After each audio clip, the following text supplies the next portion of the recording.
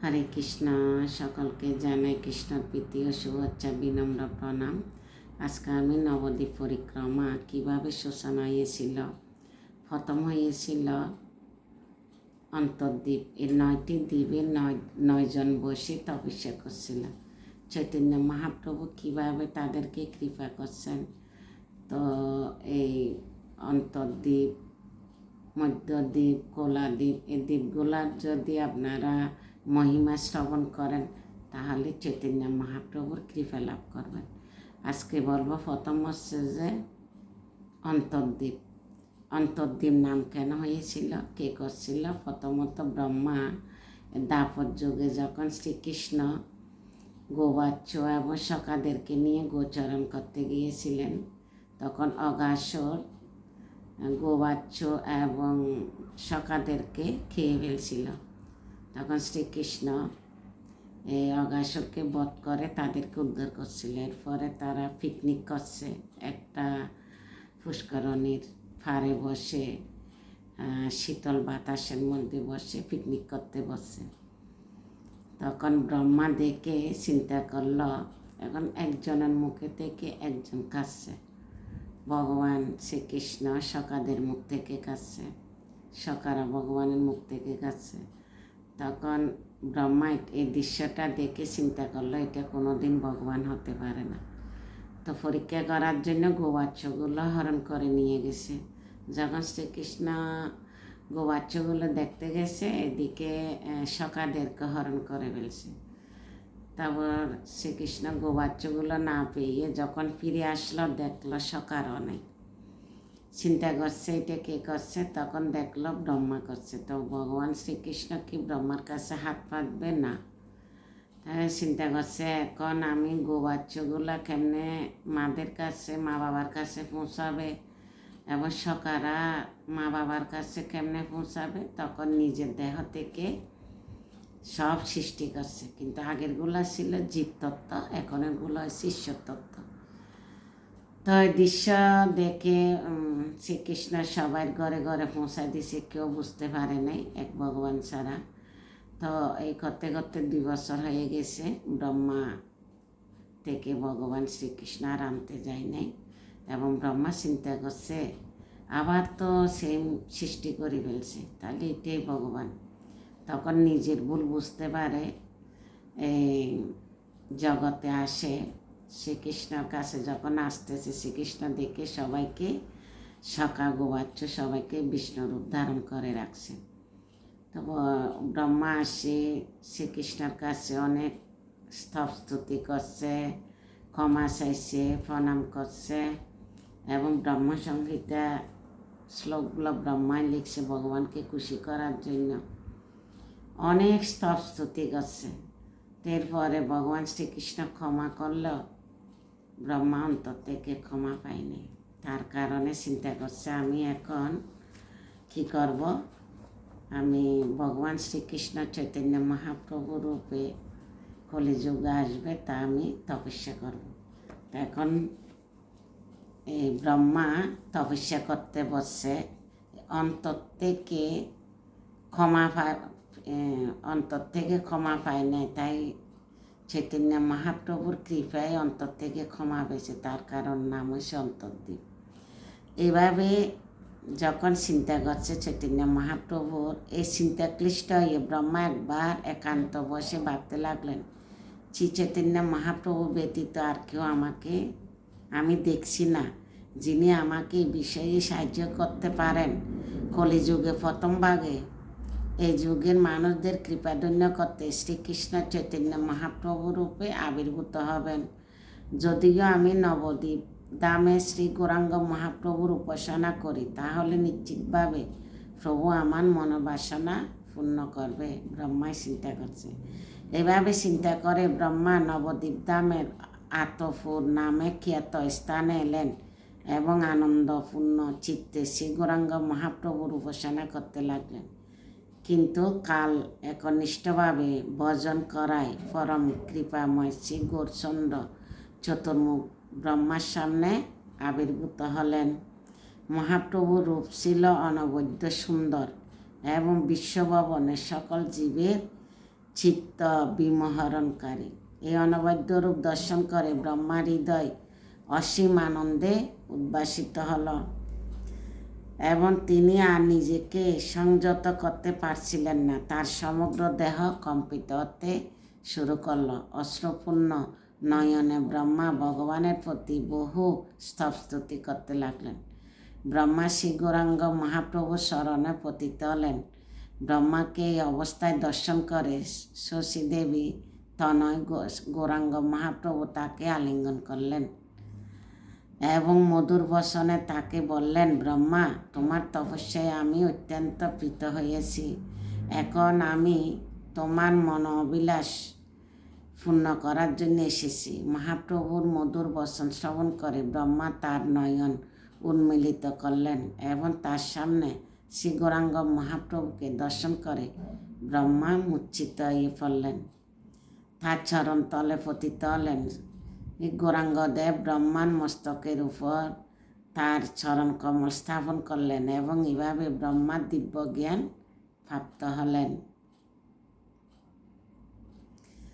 ভগবানের প্রতি প্রার্থনা করতে লাগলেন। ব্রহ্মা বললেন, আমি অত্যন্ত হতভাগ্য, আমি অত্যন্ত গর্ভদত্ত হওয়ার আপনার চরণ পঙ্কজ বিস্মিত হয়েছি এবং জড়জাগতিক আনন্দ সম্ভোগে বিরত হয়েছি।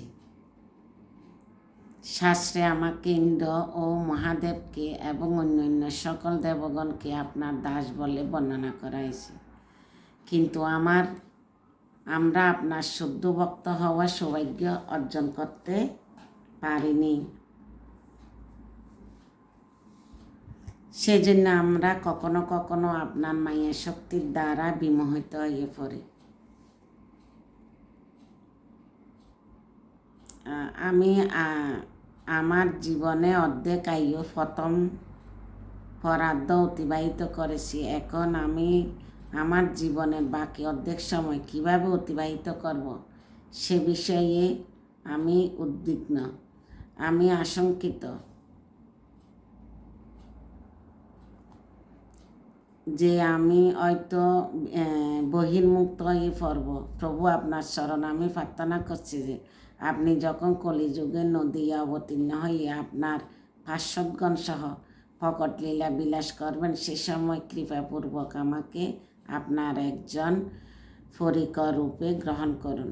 কৃপাপূর্বক আমাকে আশীর্বাদ করুন যেন নিজেকে ব্রহ্মা বলে মনে করার গর্ব তা যেন দূরীভূত হয়, অহংকার দূর হচ্ছে, এবং আমি যেন সর্বদাই আপনার সহসাহায্য থেকে নিরন্তর আপনার মহিমা নাম গুণগান কীর্তন করতে পারি।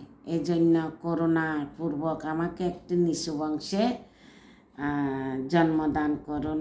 আমি অত্যন্ত গর্বিত, সেজন্য কৃপাপূর্বক আমাকে এমনভাবে শাস্তি দান করুন যাতে জনগণ আমাকে ঘৃণা করতে পারে। হরিদাস। তখন মহাপ্রভু, আমার এই ভয়ঙ্কর মানসিকতায় গর্বদ ভাবকে কৃপাপূর্বক দূরীভূত করুন এবং আপনার দিব্য নামের প্রতি আমার যাতে গভীর আসক্তি উৎপন্ন হয়, কৃপাপূর্বক এই আশীর্বাদ দান করুন। শ্রী গৌরাঙ্গ মহাপ্রভু ব্রহ্মার এই প্রার্থনা শুনে অত্যন্ত প্রীত হলেন। তিনি উত্তরে বললেন, যাই হোক, তথাস্তু, তোমার অভিলাষ পূর্ণ হোক। যখন আমি বলোকে আমার পরবর্তী লীলা প্রকট করব, তখন তুমি যৌবন গৃহে জন্মগ্রহণ করবে। সে সময় তুমি সম্পূর্ণরূপে সমস্ত গর্ব অহংকার থেকে মুক্ত হবে। তুমি একজন মহান ভক্ত হরিদাস রূপে জগতে প্রসিদ্ধ হবে। তুমি নিজেকে অত্যন্ত দীনহীন পতিত বলে মনে করবে। তুমি প্রতিদিন 3 লক্ষ বার দিব্য নাম জপ করবে এবং দেহত্যাগের সময় আমার দর্শন লাভ করবে। চৈতন্য মহাপ্রভু এই লীলাটা করছিল চৈতন্য মহাপ্রভু আবির্ভাব হওয়ার আগে, কিন্তু সব বলে দিছে হরিদাস রূপে আসি কী করবে। আপনি তখন তোমার সাধনার শক্তিতে তুমি তোমার জীবনান্তে আমার নিত্য সনাতন লোক নবদ্বীপ ধামে প্রবেশ করবে। আপনি নদিয়াতে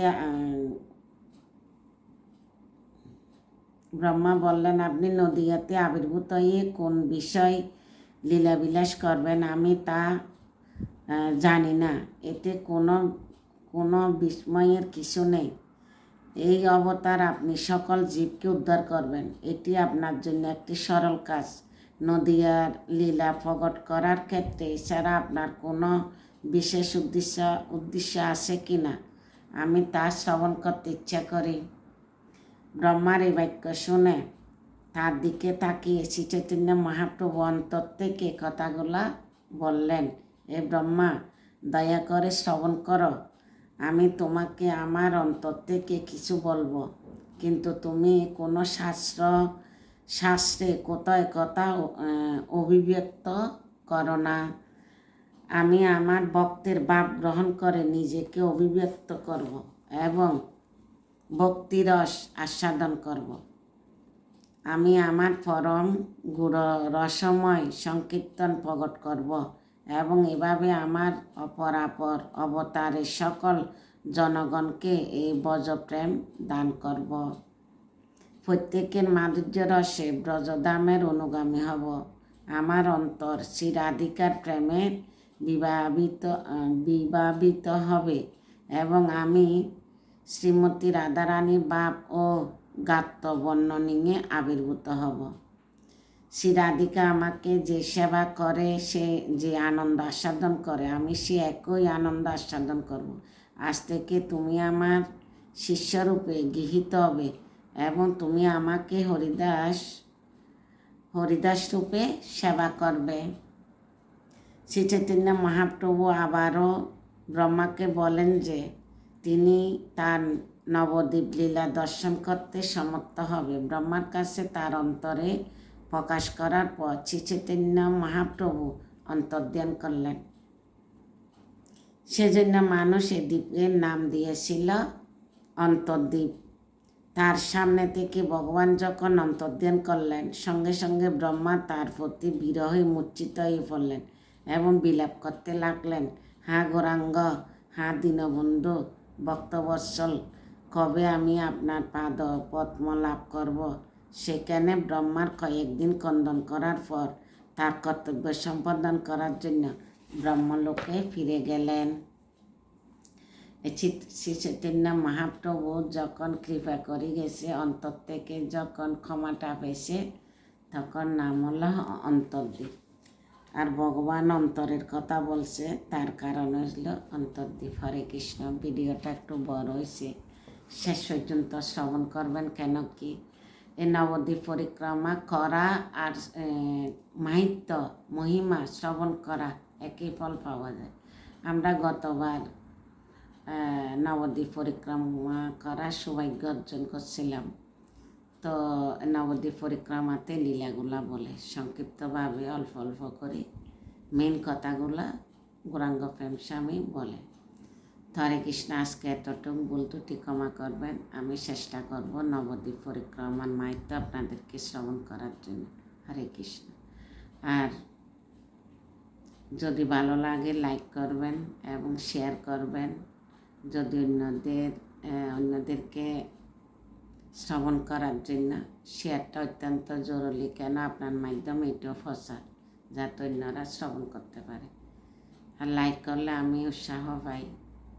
কেন কি আমি যদি কোনো সময় একটু পিছিয়ে যেতে চাই, আপনাদের লাইক কমেন্টে আমি উৎসাহত আসি না, আজকে করব। যদি মন চায় অনেক সময় আজকে করব না, আবার আপনাদের কথা চিন্তা করি আবার পড়তে বসে যাই, আবার ভিডিও করতে বসে যাই। তো হরে কৃষ্ণ। আমাকে উৎসাহিত রাখবেন, এটা আপনাদের কর্তব্য। আমার কর্তব্য ভগবানের যত লীলা আছে, যাতে আমি জীবন থেকে বিদায় নেওয়ার পর